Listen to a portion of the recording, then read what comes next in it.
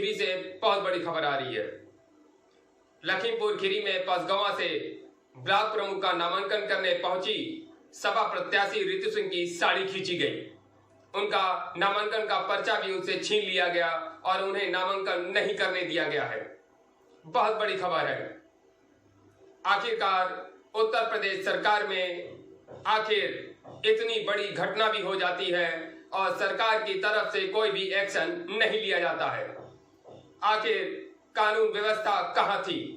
आखिर किसी भी महिला के साथ ऐसा अत्याचार कैसे हो सकता है? आखिर सरकार का एक अभियान है बेटी बचाओ बेटी पढ़ाओ, उसके बाद भी इस प्रकार की घटना से क्या सरकार संदेश देना चाहती है? जो भी गलत है उसे हम गलत ही बोलेंगे। समाज में इस तरह की हरकतें बर्दाश्त नहीं की जाएंगी और इस पे सभी को एकजुट होकर आवाज उठाना चाहिए। जो गलत है उसे गलत ही कहा जाएगा। इस पर सपा मुखिया अखिलेश यादव का भी बयान आया है और प्रियंका वाड्रा ने भी कहा है कि आखिर कब तक उत्तर प्रदेश में ये सब चलता रहेगा। उन्होंने ये भी कह दिया कि किस प्रकार से आज भी उत्तर प्रदेश में चीरहरण हो रहा है। उन्होंने एक वीडियो जारी करते हुए ये भी कहा कि कब तक नामांकन के पर्चे लूटे जाएंगे, दंगा फसाद होगा, बम फोड़े जाएंगे। आखिर उत्तर प्रदेश सरकार में कानून का भी चीरहरण हो गया है। आज हम सब सोचने पे मजबूर हैं कि आखिरकार क्या हम चुनाव प्रक्रिया को शांतिपूर्वक नहीं कर सकते हैं? क्या इस तरह की हरकतें करने से हम अपना वर्चस्व कायम करने जा रहे हैं या हम अपना सम्मान मिटाने में तुले हुए हैं? आखिरकार कानून को अपना काम करना चाहिए। कोई भी सरकार कानून को अपना काम करने से नहीं रोक सकती है। इसलिए पुलिस प्रशासन को इस पर उचित और कड़ी कार्रवाई करनी चाहिए और जनता को भी ऐसे प्रतिनिधियों के खिलाफ एकजुट होकर आवाज उठानी चाहिए। आज हमारे देश में नारी के प्रति जो भी ऐसा हो रहा है उसके खिलाफ हमें आवाज बुलंद करनी है। मैं अविनाश राजवंश ऐसे किसी भी प्रतिक्रिया को हमेशा हम अपने चैनल पे उठाएंगे और इसकी हम कड़ी निंदा करते हैं और उत्तर प्रदेश के मुख्यमंत्री से ये मांग करते हैं कि ऐसे दंडनीय कार्य करने वाले को कड़ा दंड मिलना चाहिए।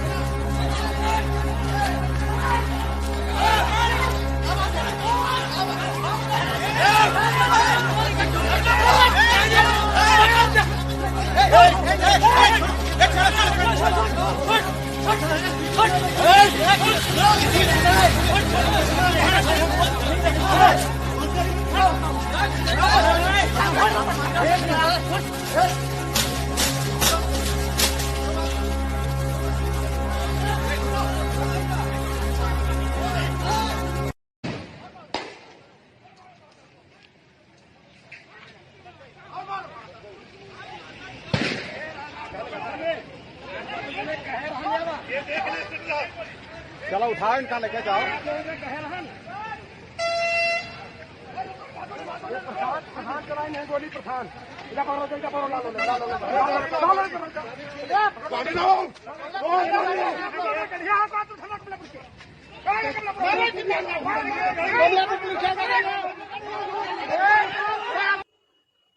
खबरों के लिए बने रहें। मैं अविनाश राजवंश। मिलते हैं एक छोटे से ब्रेक के बाद। कहीं मत जाइएगा, खबरें अभी बाकी हैं। सुनिए सुनिए ना। सुन रहा हूँ ना। आपको मेरा कितना ख्याल है। आज इस मौके पे जाके ना मुझे एहसास हुआ कि आप मुझे कितना चाहते हैं। अब ये दुआ मत करना ऐसे मौके बार बार आए।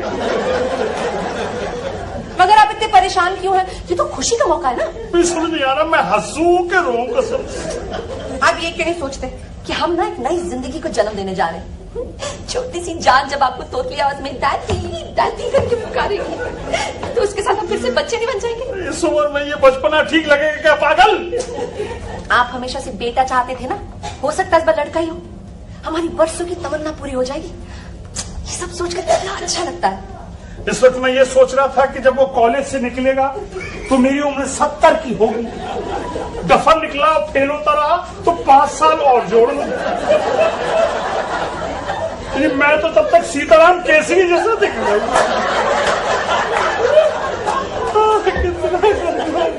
हमारा बेटा डफर क्यों होगा? वो तो आपकी तरह होगा ना, बुद्धिमान होशियार और शक्ल सूरत से भी ठीक ठाक ही होगा। और हो सकता है उसके घुंघराले बालों जैसे आपके कभी हुआ करते थे। वही करते थे।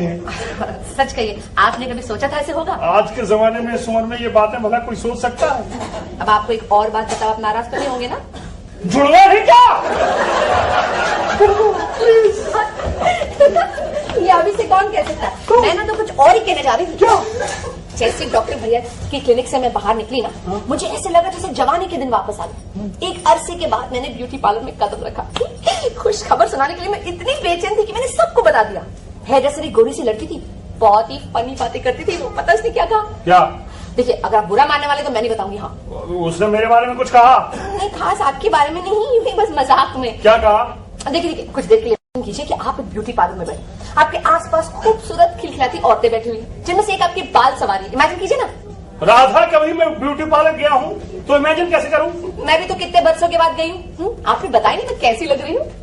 मैं तब से देख रहा हूँ तुम अनशन बातें किए जा रही हो। उस लड़की ने मेरे बारे में कुछ कहा? उस लड़की ने ना हल्की सी सीटी मारी, गर्दन टेढ़ी की और कहा, बड़े मियाँ काफी शौकीन मालूम होते हैं। अभी भी काफी दमखम बाकी है। सारी औरतें हंस पड़ी, लेकिन सच पूछे तो वो आप पर नहीं हंस रही थी। सच पूछे तो कितना बड़ा कॉम्प्लीमेंट दिया उसने आपको। मजाक की बात थी, लेकिन मुझे आप पर बहुत गर्व हुआ। सच। आपको हंसी नहीं आ रही? हंस रहा हूँ मैं, माली माली। क्यों हंस रहे, क्यों रो रहे? पता है मैं वापसी में क्या सोच रही थी कि हमारा स्पेयर बेडरूम है ना, उसे हम बच्चे की नर्सरी में कन्वर्ट कर देते। उसमें हम झूला डालेंगे, कमरों को ढेर सारे खिलौने से भर देंगे, कमरे की सारी दीवारों को ना गुलाबी रंग देंगे। जो देखेगा बस कितना अच्छा होगा ना। बहुत ही अच्छा होगा यार, बहुत ज्यादा ही। लेकिन इसमें खर्च काफी होगा। अरे खर्चे की तुम लोग क्यों चिंता करते हो बच्चे? खर्चे के लिए भगवान ने एक मर्द बनाया, सारा झक मार के करेगा खर्चा। मुझे थोड़े रुपए ला के दीजिए ना शॉपिंग के लिए। थोड़े यानी कितने? 40-50। ये थोड़े मॉम्स, गौरी ने किचन में चूल्हा जलाया तो उसे हल्दी पाउडर नहीं मिल रहा है। मार से खींच के मारे और मार। कहाँ रखा है? अरे वही तो है, लेकिन वहाँ कहाँ? अरे बाबा किचन में। अरे लेकिन किचन में कहाँ? वो मसाले के डिब्बे के पास। मसाले के डिब्बे के पास। मसाले के डिब्बे। खाना तैयार हुआ कि नहीं? अभी तक शुरू कहाँ हुआ है? देखिए, आज के लिए ना मैं ही चली जाती हूँ किचन में। जल्दी आइए। बिल्कुल नहीं, तुम्हें डॉक्टर पांडे ने आराम करने के लिए तुम वही करोगे। चलो यहाँ। वो तड़का, चलो वो फ्राई, चलो हल्का सा। चलो हाथ उसका। न कम बखल लड़का लगना लड़की। अब यहाँ क्या खड़ी है बबली जाना? बबली मॉम, आप कुछ बोलती क्यों नहीं है? मैं बोलती हूँ बबली। आप भी? बबलू।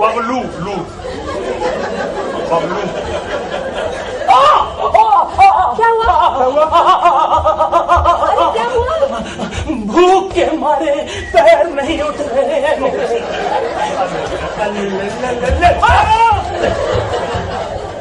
मेरी बात मानिए ना, आज के लिए नहीं चली जाती। बिल्कुल नहीं, इन लोगों को काम करने की आदत पड़नी चाहिए। और आज के बाद रुपए पैसे काम काज की चिंता नहीं करना। इसके लिए रियली? व्हाट टू से? अरे आप ऊपर जा रहे हैं? मेरे ख्याल से सीढ़ियां ऊपर ही जाती हैं। मैं चलूं आपके साथ? आओ ना।